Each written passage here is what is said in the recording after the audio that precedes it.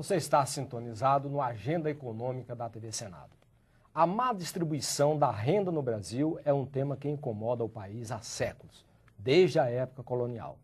Não somente a má distribuição da renda entre as pessoas, como também no que diz respeito à distribuição da riqueza entre as diversas regiões do país.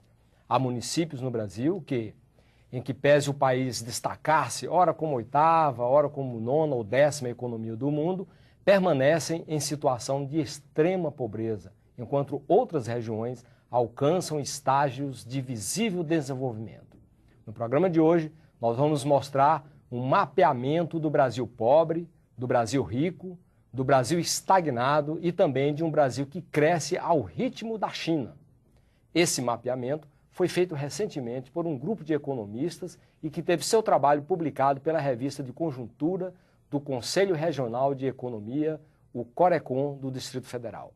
O coordenador desse trabalho, o economista e professor Júlio Miragaia, do Conselho Federal de Economia, é o nosso entrevistado de hoje do Agenda Econômica. Participa desta entrevista conosco o jornalista Davi Emerick, do Jornal do Senado.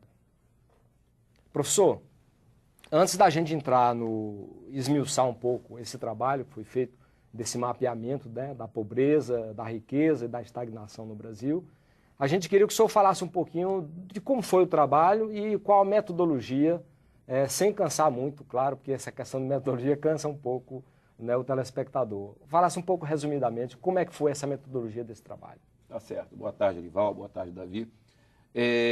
Esse trabalho ele surge a partir de uma discussão que a gente sempre está travando no Conselho Federal e no Conselho Regional de Economia aqui do DF em relação a alguns aspectos, né, da distribuição da renda, tanto no aspecto, né, social quanto espacial. E nesse caso a gente focou essa questão da distribuição espacial da renda.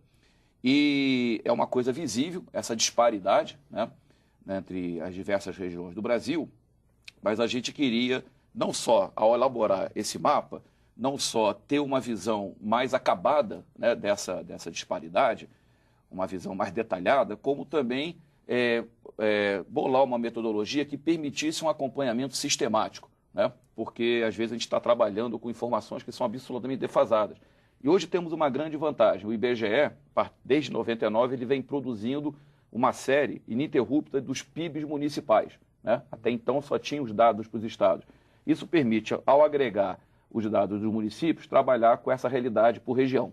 Inclusive, optamos, né, uma opção desse estudo foi trabalhar com as regiões estaduais de planejamento e não as regiões do IBGE, no sentido de, inclusive, permitir que os estados tenham um olhar, né, mais a partir da sua própria visão, né, de estratégia estadual.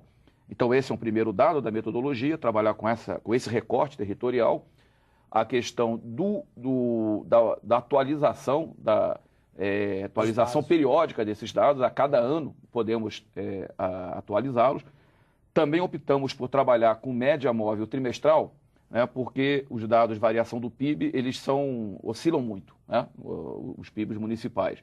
Mesmo agregando por região e, de alguma forma, atenuando essa oscilação, ainda assim é uma oscilação forte.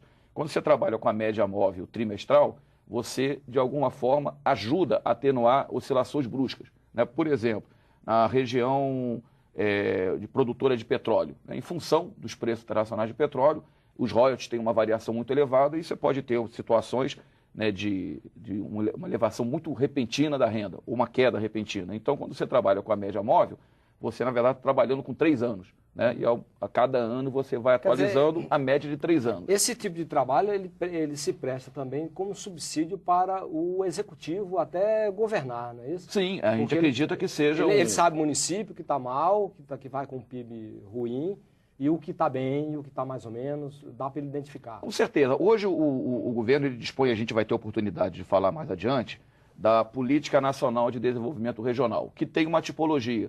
Só que, a nosso juízo, lá no Conselho de Economia, essa tipologia ela é insuficiente, né? Por exemplo, ela não permite esse acompanhamento anual, né, cotidiano dessa variação.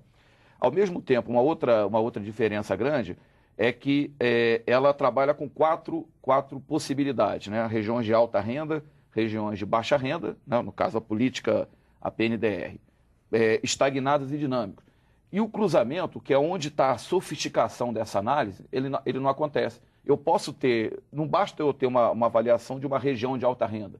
Eu tenho que saber se essa região de alta renda, se ela é dinâmica ou se ela é estagnada, né? E isso muda completamente, porque uma região de alta renda hoje, com sintomas de estagnação, amanhã ela vai ser uma região de média renda, evoluir para uma região de uma situação pior. E temos exemplos disso, né? Por exemplo, a região do Médio Paraíba Fluminense já foi uma região de alta renda no passado, passou por um processo, né, de encolhimento econômico, quando a Siderúrgica Nacional viveu uma situação muito ruim, há cerca de 10, 15 anos atrás, e com os novos investimentos feitos naquela região, principalmente ali no polo de Resende, investimentos da Volkswagen Caminhões, da Peugeot, uma série de investimentos, ela voltou, né, a acelerar o crescimento.